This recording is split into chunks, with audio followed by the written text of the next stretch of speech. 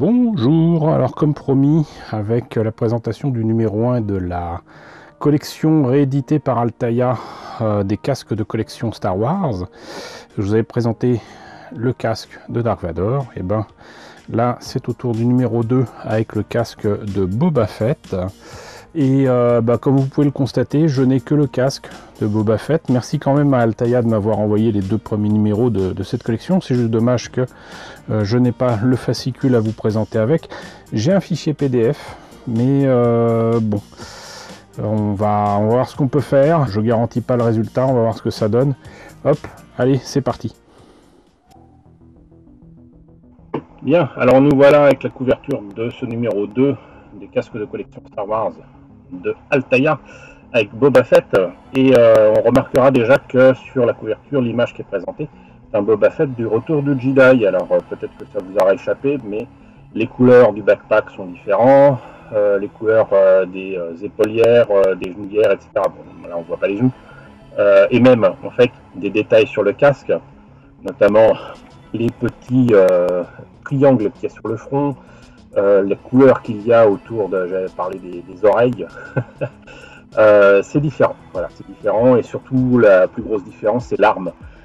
L'arme de Boba Fett dans le retour du Jedi n'a rien à voir avec l'arme qu'il tient à la main dans l'Empire contre-attaque. Voilà, donc ça c'est le petit détail qui tue pour cette couverture du numéro 2. Les crédits, on s'en fiche. La capture de Han Solo avec les temps forts de la saga. Bon, c'est pas la page que j'aurais mis moi pour mettre en avant Boba Fett, mais bon, effectivement, Boba Fett n'est là que pour capturer Han Solo dans l'Empire contre-attaque et tomber dans le Sarlacc dans le retour du Jedi. C'est un personnage iconique, mais qui finalement apparaît très très peu à l'écran dans la trilogie originale.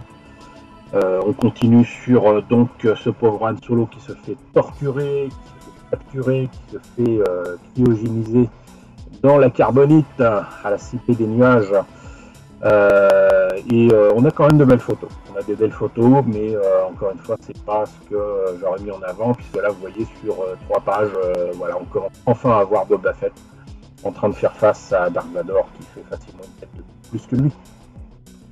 Et voilà, mais bon. Donc, quand même, casque. Là, on se retrouve enfin avec des images de Boba Fett, même jeune, puisque Boba Fett est en fait le clone de Jango Fett, et Jango Fett a été le donneur, non pas d'organes, mais d'ADN pour former l'armée des clone troopers qui sont mis à la disposition de la République, donc dans la prélogie et pour la guerre des clones. Même on voit encore une image de Boba Fett en bas du retour du Jedi. Toujours des images du retour de Jedi pour Boba Fett de pied, mais par contre on a une image de loin de lui avec le Slave One porter le Captain Solo dans la cale.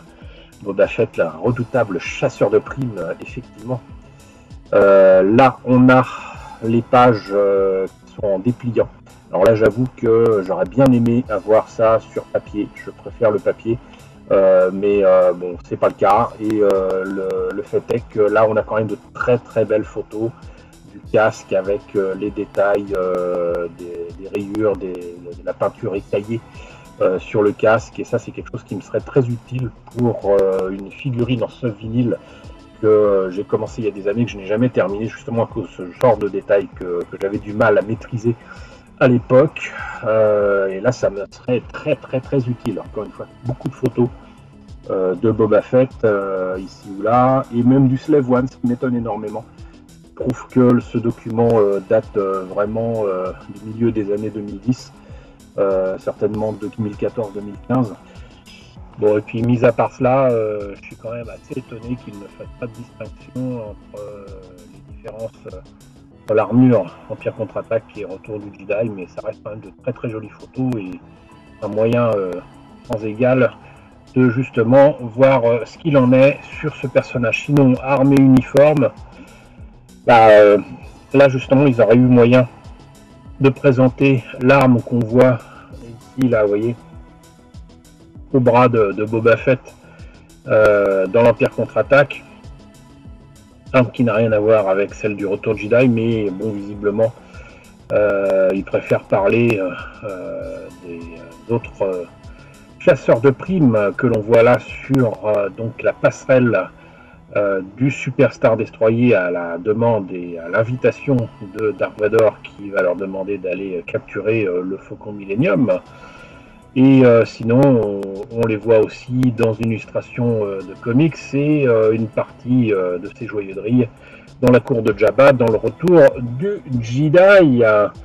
Et on continue avec la présentation de chasseurs de primes comme IG-88, qui est donc un droïde assassin, qui est redevenu célèbre en le voyant quand même, on va dire un de ses frères, IG-11, qui apparaît donc dans le Mandalorien. Et j'adore ce droïde, franchement j'adore ce droïde. Pour la petite histoire, sa tête est faite avec une pièce qui vient tout droit d'un moteur de jet anglais. Et j'en reparlerai certainement un de ces quatre. Et là, on continue encore avec les chasseurs de primes, avec Bossk, qui est donc une espèce d'homme lézard qui est beaucoup plus développé dans les dessins animés de Star Wars, notamment Star Wars Rebels, mais aussi Clone Wars. Et on en a fini avec donc ce numéro 2 consacré à Boba Fett, avec cette superbe illustration là par contre en PDF. Je suis bien content d'avoir cette image. Alors je sais pas si c'est Coruscant ou si c'est la Cité des Nuages, mais c'est bien beau. Voilà. Bah écoutez, on en a fini avec ce numéro 2. Voyons maintenant ce que donne le casque de plus près. Alors voilà qui est fait, et puis bah maintenant on va passer donc à la présentation du casque en lui-même. Alors donc exactement comme pour le Dark Vador, on a quand même une boîte vitrine qui protège un casque, donc si j'ai bien compris en ABS. On voit que c'est marqué Boba Fett dessus, donc ça c'est cool. Il m'est arrivé en bien meilleur état que le numéro 1 avec Dark Vador, ça donc je pense que ça se voit un petit peu. Et hop, on va essayer de voir si ça s'enlève facilement. Vous voyez que cette fois-ci ça s'enlève facilement. Alors on va éviter de taper sur le trépied et voyons ce qu'il en est. Pas de partie transparente, par contre ils ont joué sur les vernis, j'ai l'impression quand même, et c'est pas mal du tout, c'est vraiment pas mal du tout. C'est assez impressionnant le travail de peinture. On a l'impression de vraiment voir le casque de tournage du film. Alors par contre, est-ce qu'il s'agit de la version Retour du Jedi ou de la version du coup Empire contre-attaque? La réponse vous l'avez sous les yeux là en fait, avec les petits triangles au niveau du front. Je vous laisse faire une petite recherche, mais vous aurez la réponse. Sinon, est-ce que ça s'enlève comme pour Dark Vador? J'ai bien l'impression que oui. Donc on a là un gros morceau en caoutchouc qui tient tout ça. C'est bien dommage qu'il n'y ait pas de détails à l'intérieur, mais bon.